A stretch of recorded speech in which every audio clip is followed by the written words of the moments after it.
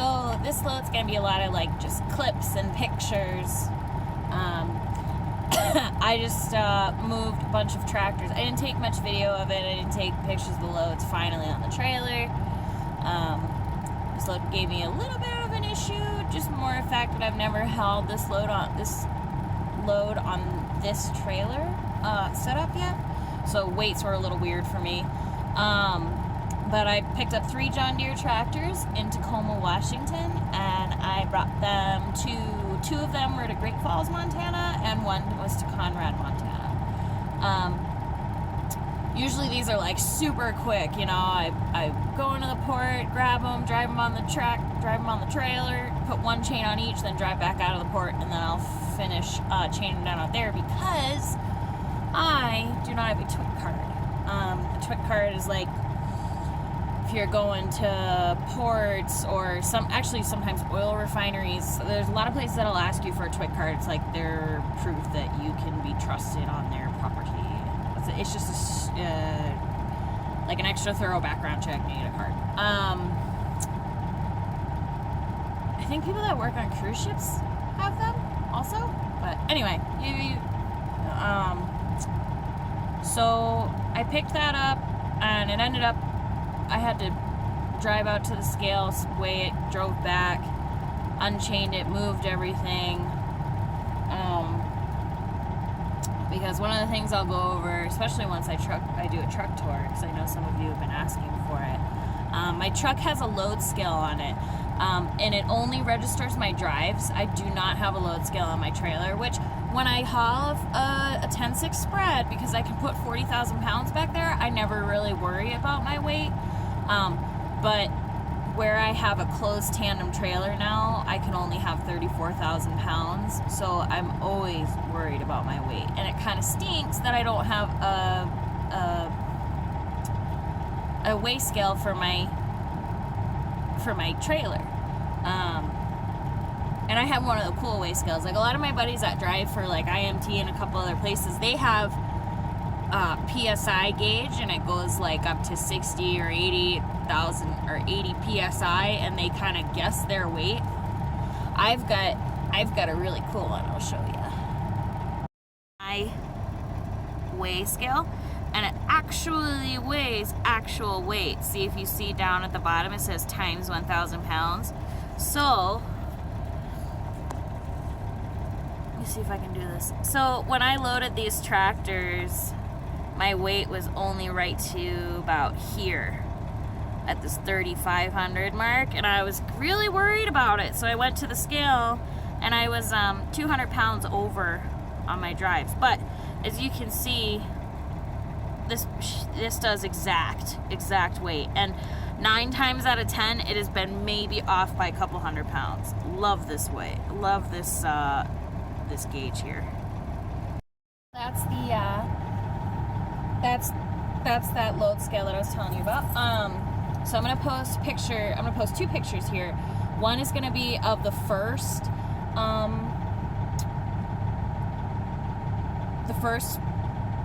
cat scale ticket that I got, and I was overweight. Yeah, I was only 200 pounds overweight, but still, you never want to be overweight because it just gives scales an excuse to mess with you. And I got inspected last week, so I've been like very like, make sure everything's just right. Just don't give anybody. I mean, there's nothing wrong with getting inspected. There's nothing wrong with DOT doing their job. I'm not saying that. It's just, it holds you up, and you never know what they're gonna find. And you never know what kind of DOT officer you're going to get. I'm not saying all of them are bad. I'm not saying all of them are amazing. I've heard a lot of horror stories. I have been extremely lucky every time I've dealt with a DOT officer. They have been extremely professional to me and very nice. So anyway, so you never want, you just want to make sure all your stuff is right, so it just doesn't give you an excuse to have to be held up at a scale. And it's legal.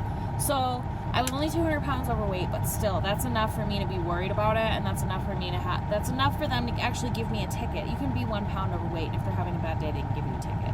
A lot of places, they have a couple 100-pound grace period or gray area that they'll kind of like let you go, but still, 34,200 pounds is overweight.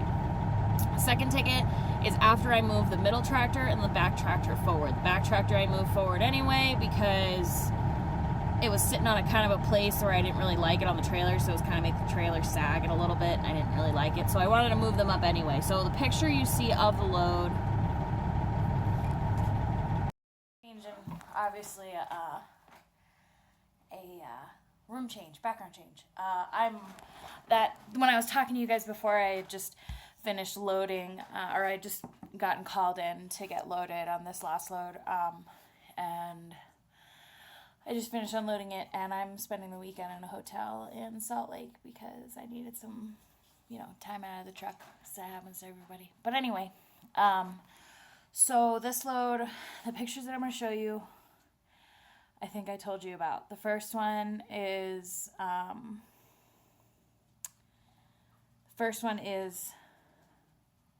you'll see the load, and you'll see how the tractors are kind of spaced apart. And then you're going to see the scale tickets. The first scale ticket is before I move the tractors, so you can see where I'm overweight. Second scale ticket is after I move the tractors. I didn't get a picture of it because it was the middle of the night, and all that day it was raining, and it was just like, it was just not. So by the time I had finished everything and gotten everything buttoned up and whatnot, it was pitch black out and it was pouring rain. So I just took off and went and delivered those tractors the next morning, and then I went on this load. So that's what you're going to see on those. So here's that right now. So first picture is the load. Second picture is the weigh ticket before we moved the tractors. And second is the weigh ticket after we moved the tractors and after I drove a couple hundred miles.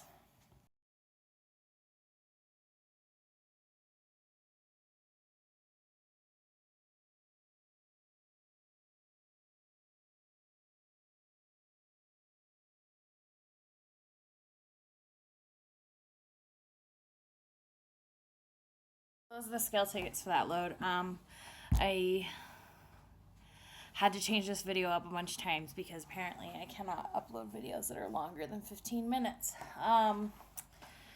until I get YouTube through a computer. So anyway, so the deal with the weights on my trailer is with that trailer from the center forward and the center back, it puts the weight there. Now my trailer's pretty sweet where it's marked right in the center. It's got a turn signal and that's marked center of the trailer. Now with that, you can see the difference in the weight on those two scale tickets. So with moving that center tractor is what moved all the weight forward. So that got me out of being overweight on my drives. Moving the back tractor was more or less just putting it in a better spot on the trailer, but I'm sure it helped with the weight anyway. Come here. Do you want to say hi? Come here. Can you say hi? No, just go look out the window. Hi, Kimber. Hello. Anyway, so the deal with, so that's all done. Moving those, it was a pain. Like, I didn't get any pictures afterwards because it was dark and raining, but hey, that's Murphy's Law, like, just the way it goes. It's kind of, well, I'm sure you guys would get the idea of me moving tractors 2 foot ahead from the first picture of the load that I showed you. What was the other thing I want to tell you? Oh, if you look in the video, in the clip in the very beginning when I'm driving the tractor up onto the trailer, you see me stand up. That's more or less because I'm really short and I can't see over the hoods of those tractors, especially when they're going up at an angle.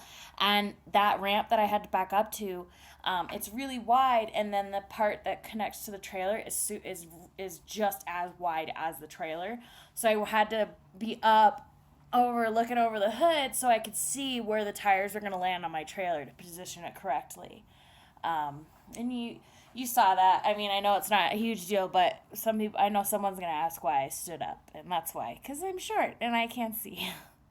When I'm at it, I actually end up doing that a lot too in the Peterbilt. When I'm in a really, really tight space and I'm trying to maneuver, I actually stand up in my seat to see up over the hood to check and make sure I'm not going to clip anything really close. But anyway, so that's this week's video.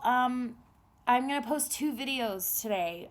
One is going to be this one, and the other one is going to be of a really freaking awesome needle nose that I saw at the port. It's just going to be a couple quick clips. So hope you guys enjoy that. Thanks for watching, and yeah, we'll see you in the next one.